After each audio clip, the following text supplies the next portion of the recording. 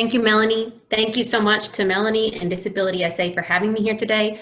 It's been such a joy to work with them over the years, and I'm really grateful to be with you this afternoon. So thank you so much. Yes, as Melanie said, my background is as a sociologist. I am most recently the Director of Data and Research at UP Partnership before becoming an independent consultant and contractor, and that was an educational equity firm in San Antonio. And before that, I was at the Department of Human Services in the City of San Antonio government. So I have been fortunate enough to see the value of data and measurement from the nonprofit angle, from the government funder angle, and from the academic angle.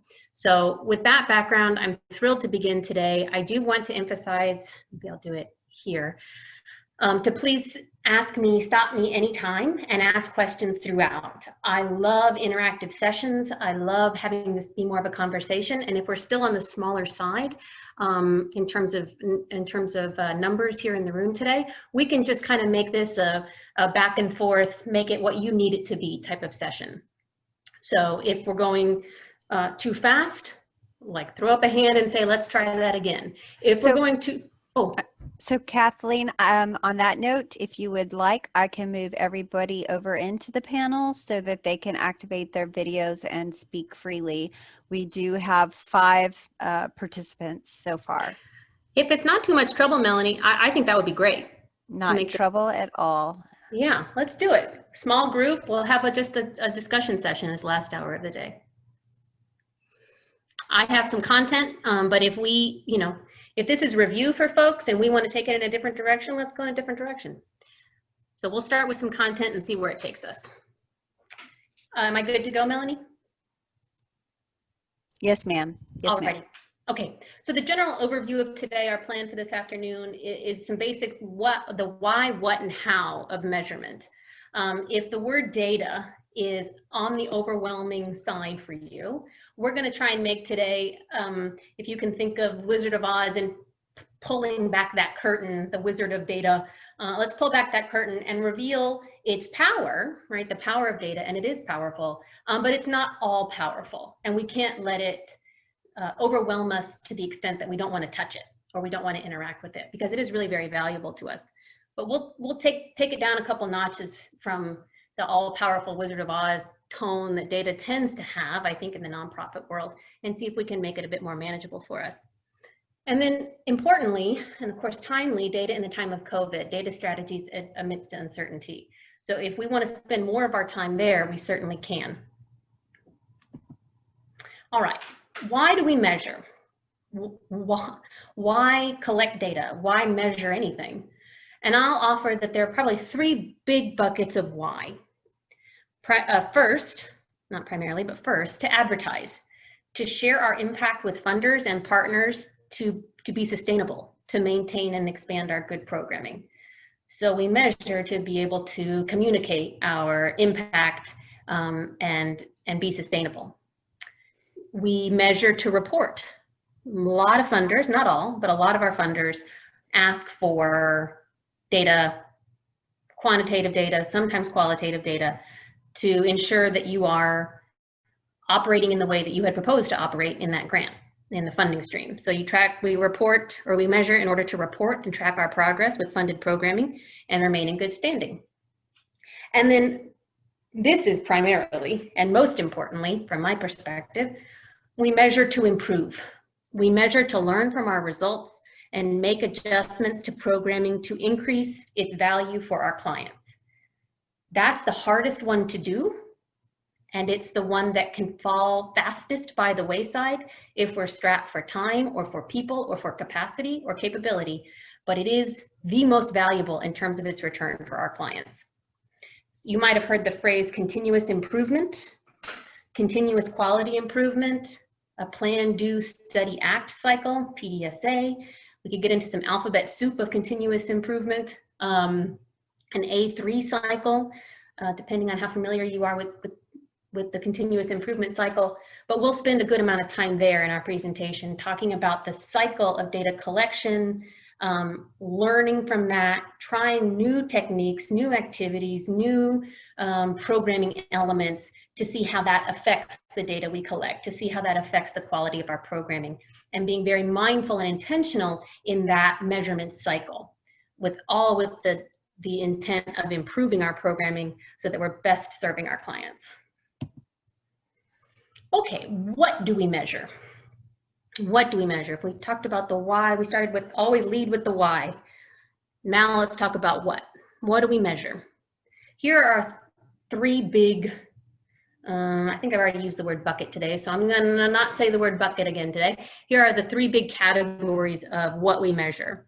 We measure inputs, what we put into our equation, what your agency offers. We measure outputs, how many people took advantage of those offers. It's often a participation measurement, how many people. And then, importantly, we measure outcomes.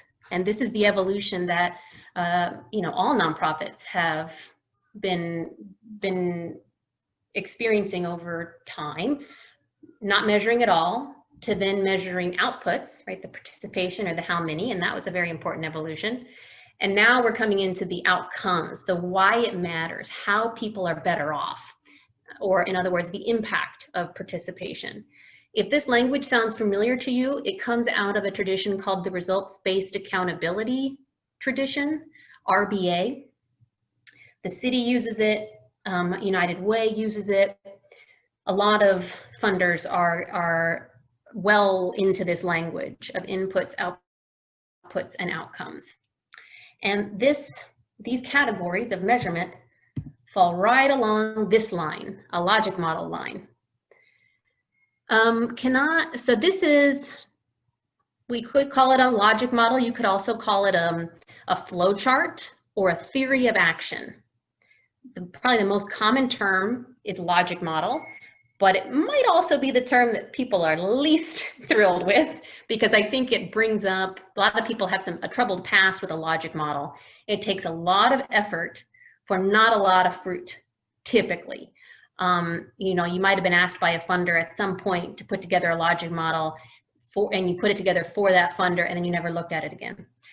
And that's, entirely reasonable because you didn't know what to do with it, if that was your case. So a logic model, and I think for me, even more importantly, a theory of action or a flow chart charts your course for what you expect your client to experience, what you want your client to experience, the ideal scenario of what you put into the equation, how your clients engage in that participation, engage in those activities, and what the effects should be. And what I really like about a flow chart, as opposed to, or a theory of action, as opposed to a more traditional logic model, are these arrows. Seems small, it's still the same ingredients, logic model and a theory of action or a flow chart. But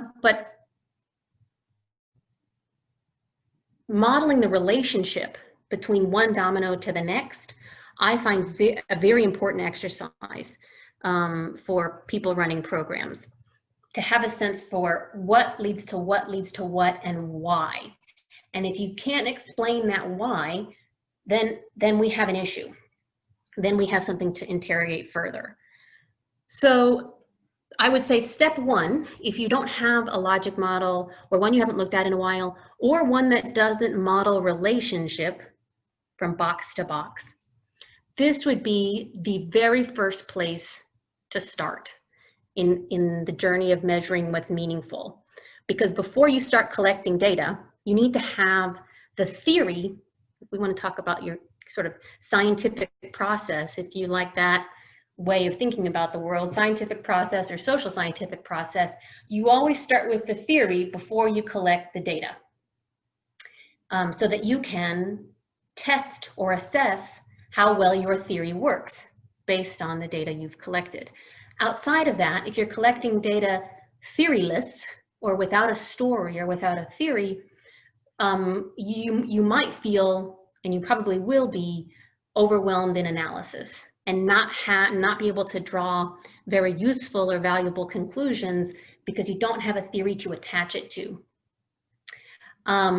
And so this is, I would say, a really important place to start. And let me offer an example. This is the logic model, and here they've called it logic model. Again, I might call it flow chart filled out. I believe I tried to attach this, this particular example to your, I'm not sure how it would come to you, but I attached it when I was submitting my presentation. So I don't know, Melanie, if it exists somewhere for folks, but I tried to give everybody the PDF of this particular example. I think if it's the same one that you used the last time, it would be on our Food for Thought documents section. So the Food for Thought page of Disability SA. So I'll go grab the link and send that in the chat. Okay, great, thank you. I didn't know when I attached the presentation and I thought, and it said, would you like to attach anything else? I thought, yes, I would, but I don't really know if this is gonna get to folks. So anyway, if it's somewhere else easily accessible, that would be great. This is for a water quality program, right? Which might itself be nonprofit. I think it's actually based in an academic research institute. But anyway, it shows you filled out what examples of inputs are, examples of outputs, both activities and participation, how many people did the thing that you were putting on, and then what the proposed outcomes were. Short-term outcomes, medium-term outcomes, and long-term outcomes. Quick shout out to the University of Wisconsin Programs and Extension and Evaluation Extension. They have some great free access, public access documentation for program evaluation. Some really great stuff. So if you Google University of Wisconsin Extension, Program Development and Evaluation, I just think they have a great set of tools and worksheets and PDFs like these that can really help you and support you as you either draft or revise your own theory of action or logic model. And then the punchline here is every component here gets measured.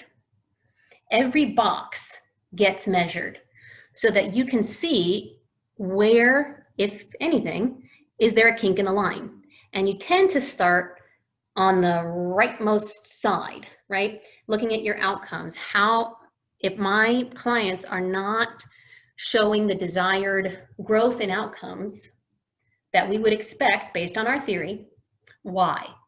And can we look left to see what's might be not living up to the expectations we had set, either in outputs or inputs, to yield the outcomes that we wanted. I'm going to toggle up 1 second to show you here, and again, if you're familiar with logic models, you know these boxes at the bottom, assumptions and external factors.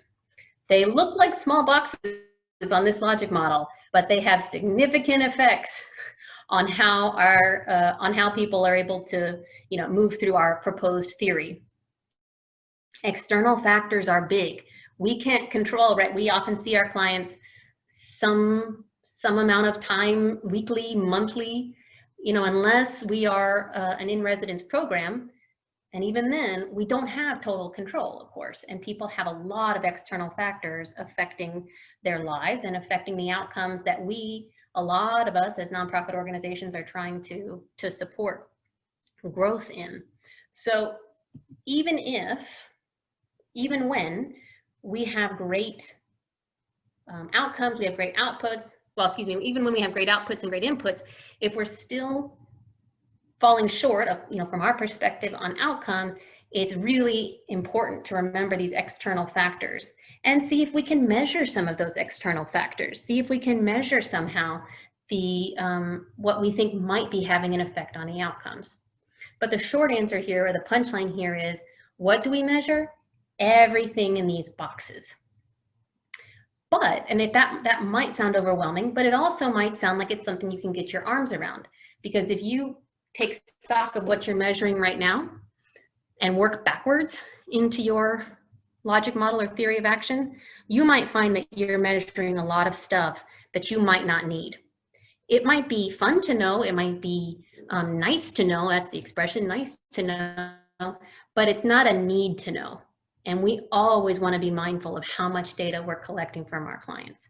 We always want to be mindful of how much we're asking of people to share of themselves, how frequently, to make sure that we are being respectful of people's time and people's energies. and people's bandwidth, you know, especially now. I think it's gotten better, I have to say. I think we've all kind of, I do think it's gotten better since the March, April, spring time when we were surveying, necessarily surveying like crazy. But I think we've kind of hopefully found a more calibrated moment of assessing people's experiences. But that's all to say, if you were to take stock right now of what you're currently collecting, you might find that some of it can be pared down to fit your theory, to fit what you're measuring here. So let's talk about those outcome statements, this red section, or impact. We want to make sure, or what we're trying to ask in an outcome statement is what you want to make true for our clients by virtue of their participation in your program or agency. These outcomes should be specific, measurable, and realistic. And they are often measuring changes in clients' knowledge, behavior, attitudes, and/or skills. And those tend to follow the short to mid to long-term flow. Knowledge tends to be a short-term outcome. Have I been able to provide programming or tools that improve or increase clients' knowledge? Behavior and attitudes is more of a midterm change. Skills is kind of a midterm change. Those take a little bit longer to be able to influence. And then life conditions, right? Being sort of holistically better off, employed, or attained a degree, or attained economic self-sufficiency. Those are more the long-term category. Here, this green text is just kind of a fill in the blank that is a good way to start the brainstorming. Because of their participation in our agency, our clients will blank.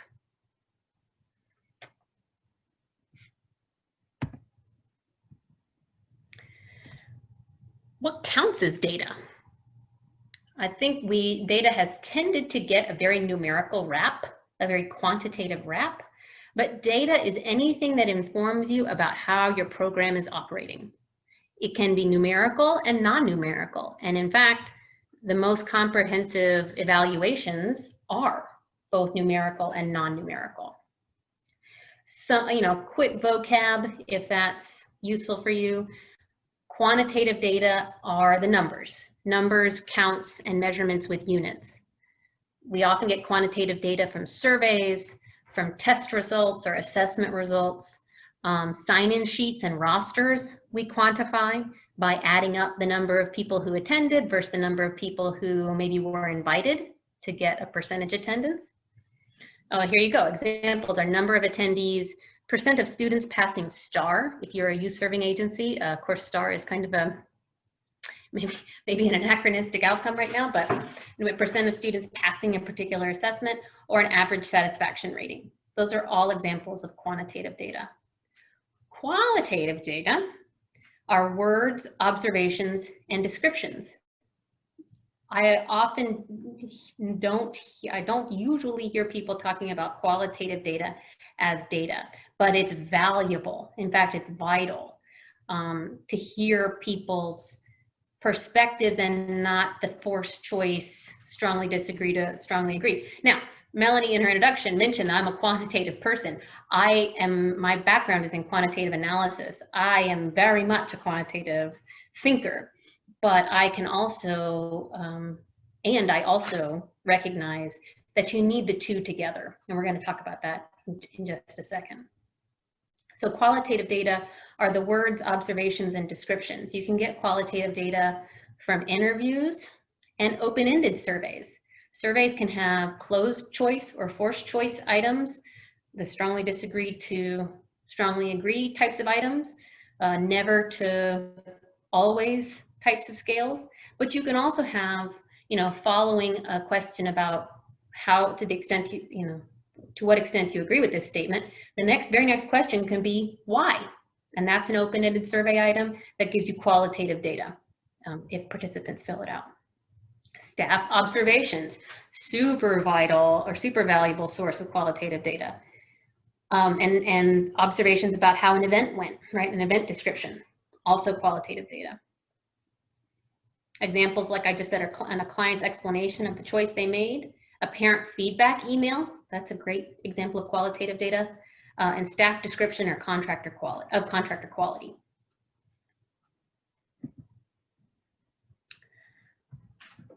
All of this, what we should measure, how we should measure it, I am a major advocate for engaging clients in that process, in the data collection and analysis process. And I don't just mean as the people filling out the data, right? Filling out the surveys, although that's, key, but I mean in the design of the data collection itself, the design of the analysis plan, the design of the theory of action. But particularly when it comes to collecting data and analyzing it, our clients are the experts in getting to what we want to know, how to access what we want to know. They can help us validate questions and the language that we use.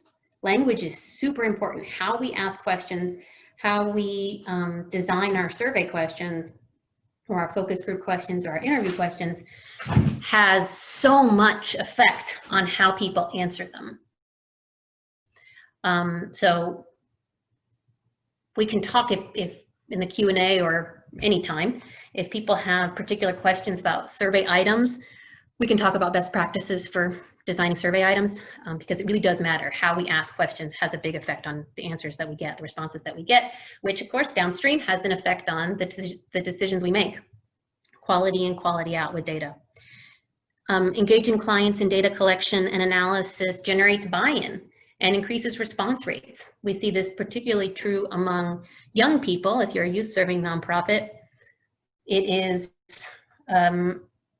it can be difficult to get young people to participate in a data collection process that they really don't see the value in or understand why they're being asked to do it, and they'd like a little more explanation, a little more insight into why you're asking them the questions that you're asking. That's entirely reasonable. And to be able to include them, incorporate them into the process itself is a really great way to generate buy-in and enthusiasm for the project. And then, just at a most basic level, it champions clients' expertise because they are the expert in living the life that we're serving. So I really, if you don't currently engage your clients as design co-authors or data collection co-authors, I really encourage you to, because I think it can really have a profound effect on what you measure and how you measure it. What happens when we don't measure? The counterfactual. If you're here today not quite convinced of the value of data, either quantitative or qualitative, for how it is useful to your program, what happens when we don't measure? And I'll say that eyeballing and rough estimates are problematic, right? They're unreliable at best because humans will always be subject to bias, which can range from how dangerous those decisions can be for our programs. So unreliable at best to damaging at worst if we are making too many assumptions about eyeballed or rough estimated data. And if you are taking a look at an Excel spreadsheet and instead of running an average or instead of disaggregating by population groups, and you just kind of take a quick look at your spreadsheet and go, yeah, most people agreed with that. Yeah, most people came. That your ability, humans are wonderful creatures, but our ability to estimate is a very weak one. Our ability to estimate correctly is a very weak one, because as I say, we are all approaching every decision we make with a range of biases. And it is, our work, our constant work, to be able to not only spotlight those biases, identify them, acknowledge them, but one way we can really do that is by using systematic protocols. And for this, in this case, a systematic protocol is measuring systematically, measuring and analyzing systematically. Our measurement will never be error-free, right? That human error is part of our recipe. We will never be error-free, but we can reduce systematic errors by sticking to an evaluation plan that measures outcomes we have all agreed are relevant and important for our work, and that captures the perspective and experiences of as many of our clients as possible. We need to be very aware of who is and whose voice is and whose voice is not being captured in our data collection. Our job, our responsibility is to capture as wide a breadth of our clients' voices as possible, to make as informed of decisions as possible. If we are missing a particular subset of voices, we need to interrogate that. We need to know that, when we can only do that through systematic data collection and analysis, and then we need to figure out why. And that's when we come together as staff and as clients to really put our full force into making sure we have all of our voices captured, or a representative sample of voices captured. I'm going to pause there. I think we're about at half, a little over halfway. Can I pause and ask if there are any questions, concerns, additions to make at this point?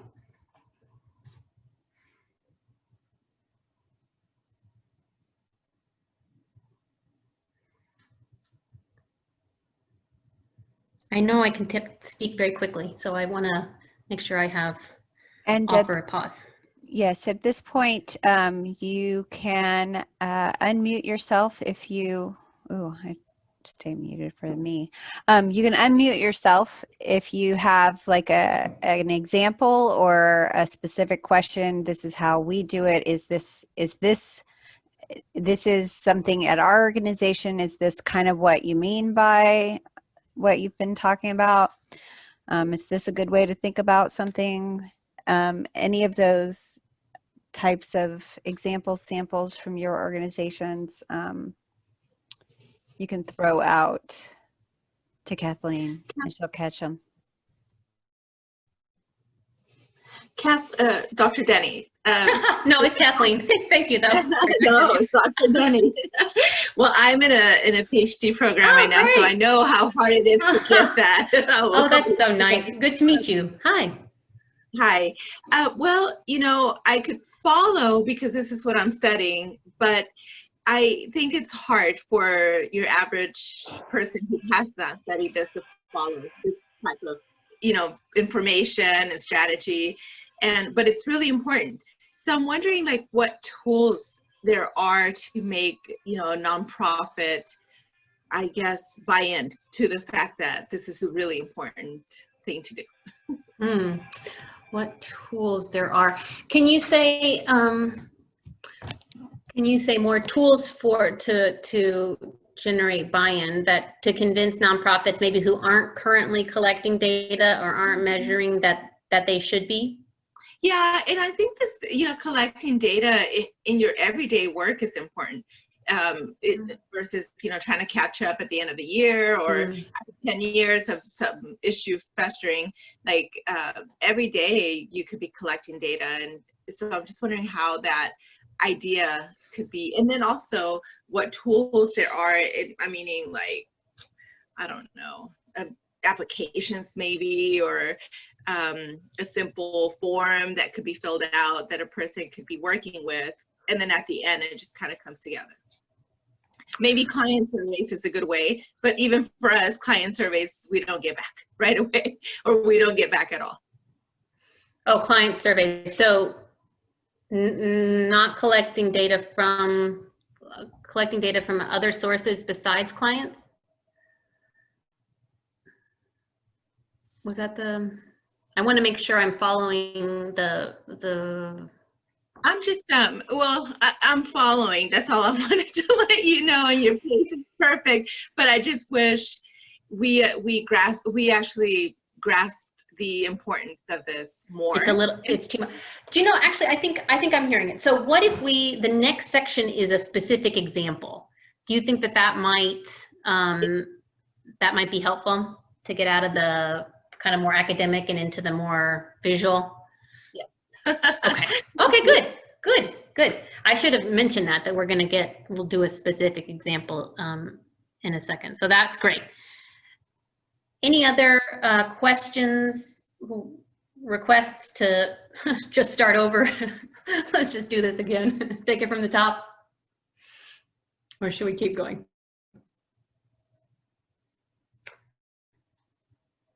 Let's keep going and see if an example helps. We're just going to, I'll say avert your eyes from this slide. The only thing I want you to hear is that the numbers help us understand what is going on, and the words or the qualitative data helps us understand why we see the patterns we do. So putting the two together, having some numbers paired with having some words or explanations from clients and from staff, putting those together is really important to understand our programs.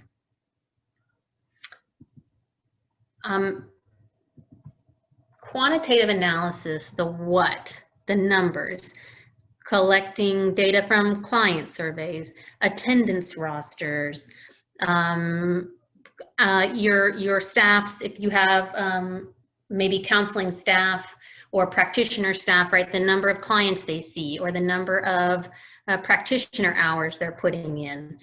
It doesn't have to be just client-facing data, right? Staff-facing data. If we can think about, again, our logic model from the beginning of this presentation, the inputs, the effort that we're putting in, hours, energy, time, activities, excuse me, those need to be measured as well. You can, and I want to emphasize that numbers, quantitative data are relative, and that meaning comes from comparison. And this is the analysis part. Meaning comes from comparison, whether the number, and comparison can come in a number of different ways. We can draw meaningful conclusions about how our programs are doing by comparing findings over time. So how a number is doing week to week, how attendance is changing from April to May to June. We can compare numbers across place, how attendance is doing at our Sunnyvale location compared to our Lakeside location. Just looking at Sunnyvale attendance at one point in time is a number, right? It is a piece of quantitative data, but it doesn't give us a lot of information for action. And all we're trying to do when we collect data, our whole, in addition to reporting to our funders and communicating how great we are to potential funders, the real thrust of why we're collecting data is to be able to improve our programs, to always be in the mindset of continuous improvement. So we are looking for information that can help us inform those decisions about improvement. That's the whole name of the game. Is this information going to help me make a decision or not? And information that helps you make decisions is this comparison data from time to time, from place to place, and importantly, from population to population, so client group to client group. How is this being experienced? How is my programming being experienced by, between mothers and fathers, or Latinx students and white students, right? So you can divide people, or disaggregate is the language, disaggregate our populations based on gender, based on parental status, based on, race and ethnicity, right? There are lots of different ways to categorize people and assess really always leading with equity and equitable service, assess if any of our client groups are experiencing the program differently from others, and if they are, why? Okay, here we are getting into an example.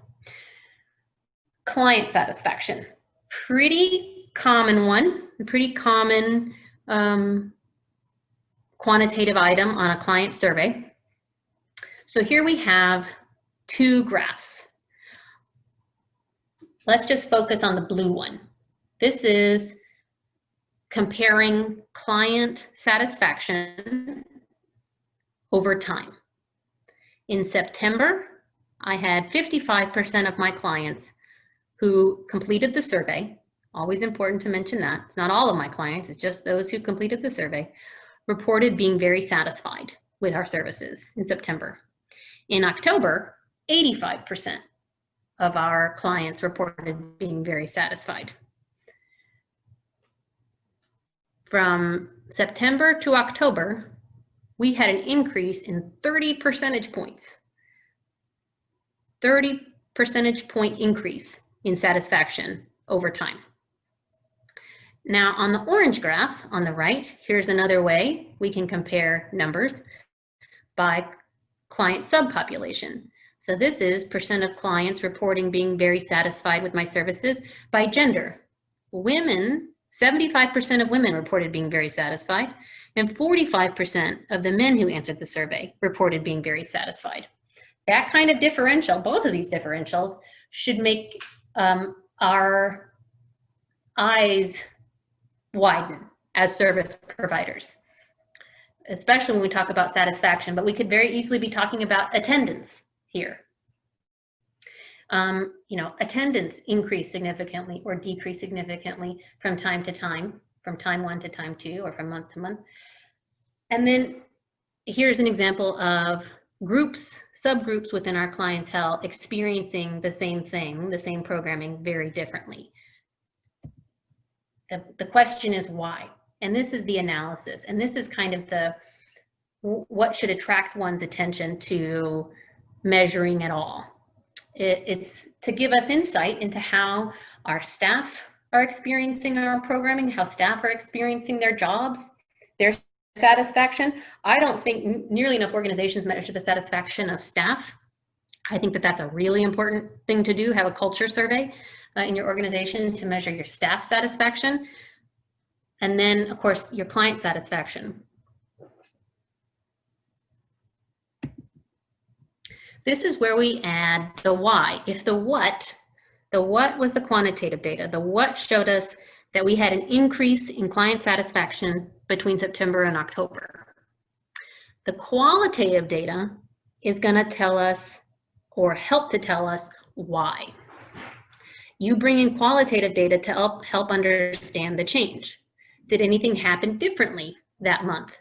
What kind of verbal or written feedback did you receive outside the survey? Did some people not respond? So if you have any of these things can lead to changes, and we need to, our job is to really be thinking about what led to those changes, assuming, right, we're all motivated to have a higher satisfaction rate. That's kind of the underlying assumption here, but I hope that's a strong one. We're all motivated to have our clients be as satisfied as possible or have the highest attendance possible. So what can we learn from October that could help us inform November? What was different between September and October? And you can ask that question of your staff and of your clients. This question of did some people not respond is called non-response bias.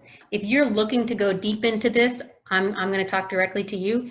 If you're looking to just stay where we are right now, let's take like a 2-minute brain break. But for those of you who are interested in this non-response bias question, that's a really important one to understanding these big swings. If you are missing, for example, in October, if your most dissatisfied clients who are bringing your September numbers down, if your most dissatisfied clients dropped out, by October, that could shoot your satisfaction rating up. Same with attendance, right? If you're having people drop out, they come out of your denominator. It's not an artificial elevation, but it's not saying anything so much about how your program got significantly better. It's just people who were quite dissatisfied with your program dropped out. And that's like the opposite of your program getting significantly better. So that's another incentive to look at who is responding to your survey and to really dig deep into these numbers and ask ourselves, is there something significantly different about how we did the programming between time 1 to time 2, or is it something different about who's attending the programming? And is there something we can do to get them back? Okay, taking action on the analysis. So like I said, it's all about making decisions. It's all about using the data. Having it is great, and if that's where you're at right now, just starting to collect it, that's terrific. The end game is to use it, to make decisions, to take action. So we use qualitative data to help us understand the quantitative differences, helping us to get to some potential explanations for why we saw the changes that we did. Using staff and client expertise, try to isolate the factors that likely had the biggest impact. And then do those things. Maintain or strengthen the things believed to be leading to a positive change, and reduce or eliminate the things believed to be leading to a negative change. And then you assess the difference at the next opportunity for quantitative data collection. This is the cyclical process. This is the cycle. See how the numbers changed, examine why, isolate those factors that you think are going to be most useful for keeping the numbers where you want them to be or making them get closer to where you want them to be. And then try to maintain those practices, try to maintain those programmatic changes, and see if at the next opportunity for data collection, you have been able to maintain the satisfaction or maintain the attendance. And this, I think, is to the point of the question earlier, is why we want to collect data more than once a year or occasionally or once every 2 years or only when funders ask for it. Because if we're not collecting it routinely and planfully, it's going to really inhibit our ability to make real-time decisions, to be nimble and take action when we see problems with satisfaction or when we see problems with attendance. And we can be much more proactive in our decision-making and our changes to our programs rather than reactive. So I think there's a real reason, a real motivation to be collecting data on a plan, on a timeline, rather than when asked or maybe when convenient. Repeat. There's the cyclical process, and this is I just circled the action part. That's the action part, is trying to figure out why you saw the change you did and maintaining the good and limiting the bad for what's pushing your number up or down. If you're more of a visual person, this is it visually. Calculate the difference between your 2 points. Identify the factors pushing up and the factors pushing down. Act on the analysis by doing more of the positive and less of the negative. Maintain or sustain those changes where possible through your next data collection. Collect the next data point and repeat the new process using the new data point.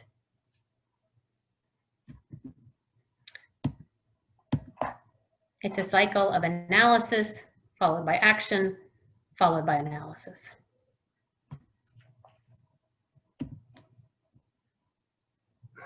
Here's that example again. We had an increased satisfaction rating from September to October. Our analysis showed us some logistical differences between September and October. We held the event in the afternoon in October. Laptops were provided in October and snacks were provided in October. We also asked the staff, why do you think that what do you think was different between September and October? They told us that the instructor in October was a little bit warmer, maybe more welcoming instructor than in September. And when we asked for client feedback in October from our clients, they also said in the qualitative feedback that the October instructor had really engaging content. So for November, the actions that we can take, we can't make every positive change, right? But the actions that we can take in November will be to provide laptops again. That's something we are able to do. And we can provide snacks again. And now in November, let's see what happened to our satisfaction rating. It went down a little bit, but not all the way down. So here's that iterative process. Now we go back to what happened between October and November. What were the differences? What are some logistical differences between October and November? Staff reflections, client feedback. And then for December, we're going to do more of the positive, less of the negative, and see if we can't maintain as high of a satisfaction rating within our constraints, within the boundaries of our resources that we can. We can do this type of analysis retrospectively, looking back, what happened. You know, if I have been collecting monthly data or quarterly data for years and haven't been able to do anything with it, to the extent that I have institutional knowledge of what happened back then, I can do this kind of analysis retrospectively and try to gather some insights for why I saw my numbers fluctuate between time 1, time 2, time 3, time 4, or location 1 and location 2. But we can also do it proactively, and that's that alphabet soup we talked about earlier, I mentioned earlier, the plan, do, study, act cycle of continuous improvement. If we make this change at time 1, do we notice an effect on the quantitative results at time 2? You can do it in the moment. It's called rapid cycle continuous improvement. You could start now and plan a cycle of analysis based on data that you can get back quickly. That's kind of a part of the plan, do, study, act cycle. You need to have access to data frequently to be able to do this it usually happens on a monthly, but could even happen on a weekly basis to track and monitor how those numbers are doing. And with a subcommittee or a task force in your agency, you can do this, right? And monitor point by point, week by week, or month by month, whatever data point you're tracking, with the what to the why, and see if you can isolate some factors that will increase your positives and decrease your negatives to get to a place with your outcomes that you would like to be. And this is our last 2 minutes. So I'll just maybe go over these bullets quickly about data amidst uncertainty. This is probably something that you all know now, consciously or subconsciously, about data during COVID, but there's a delicate balance between data on client experience, but between getting that data and fatiguing our clients. Survey fatigue is very real, and it can lead to people not responding or providing data that maybe they would otherwise have provided more fully if they hadn't been so overtaxed. How can we serve clients and collect data at the same time? This is a great question of trying to do double duty of collecting data, but also not having it be sort of a secondary thing or an additional thing that our clients have to do, but embedded in the service. Always disaggregate, continue to disaggregate, look at your numbers by subgroups to make sure or to assess whether some client subgroups are experiencing the current moment or you're programming differently, and deeply consider what you can do to make that experience not as different. And be flexible. We can only do what we can do, and we're all in the same boat, right? It's sort of a comforting and really distressing thing that we're all in the same boat. And are there any programmatic elements you will be able to maintain even after being unnecessary? I think this is one of the most exciting opportunities, is to really think about what can we keep from what worked during this time of innovation. We really had to innovate. What can we keep from it? And even after we don't have to, what should we keep because it worked so well for us? It is 6 on the nose. I don't know if we can still take questions or if our room will close, but that concludes my content.